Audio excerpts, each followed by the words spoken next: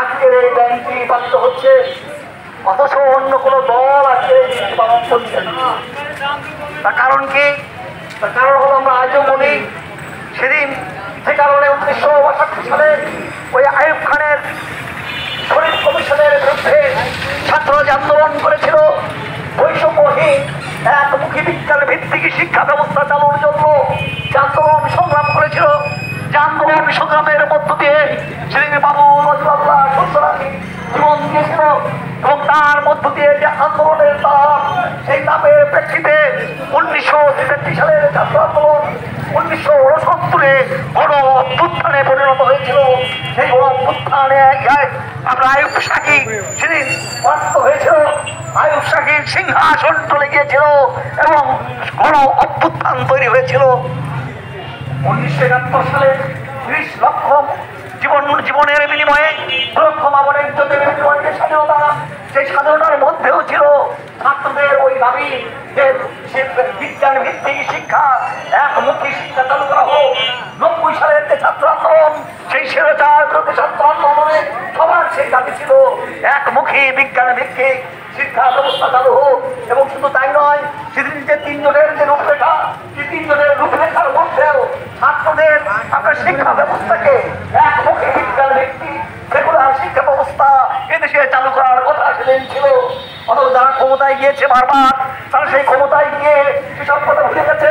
ক্ষমতায় গিয়ে এদেশে একমুখী বিজ্ঞান ভিত্তিক সেকুলার শিক্ষা ব্যবস্থা পর্যন্ত চালু হয় নাই। আর তার কারণে আপনারা জানেন যে পরবর্তী বৈষম্য, সেই বৈষম্যকে কেন্দ্র করে এবারে 24 সালে বৈষম্য বিরোধী যে ছাত্র আন্দোলন, সেই ছাত্র আন্দোলনের মধ্য দিয়ে তাদের সেই বৈষম্য দূর না হলেও এদেশ থেকে অন্তত স্বৈরাচারের পতন ঘটেছে। বন্ধু, তাই আমরা বলতে চাই আজকের এই দিনে দাঁড়িয়ে যে বৈষম্যহীন আপনার যে আন্দোলন ছাত্ররা সেদিন করেছিল, আজও সেই শিক্ষার ক্ষেত্রে সেই বৈষম্য বিরাজমান। আজও টাকাদার শিক্ষাদার, আজও আপনার যে শিক্ষার মধ্যে যে বৈষম্য আছে, আজও যে কয়েক প্রকার শিক্ষা ব্যবস্থা চলছে, যার মধ্য দিয়ে সত্যিকারের যে শিক্ষা, সেই শিক্ষা দেশের মানুষ পাচ্ছে না। যার মধ্য দিয়ে এদেশের যে 17 কোটি মানুষ, সেই 17 কোটি মানুষ তাদের যে আপনার মৌলিক অধিকার, যে কয়েকটা মৌলিক অধিকার, তার মধ্যে শিক্ষা একটি মৌলিক অধিকার, সেখান থেকে বঞ্চিত হচ্ছে। আপনারা জানেন যে সমস্ত ছেলেরা প্রাইমারিতে পড়তে যায়, তারা ঝরে যায়, তাদের অর্ধেক ঝরে যায়। হাই স্কুলে যারা যায় তাদের অর্ধেক ঝরে যায়।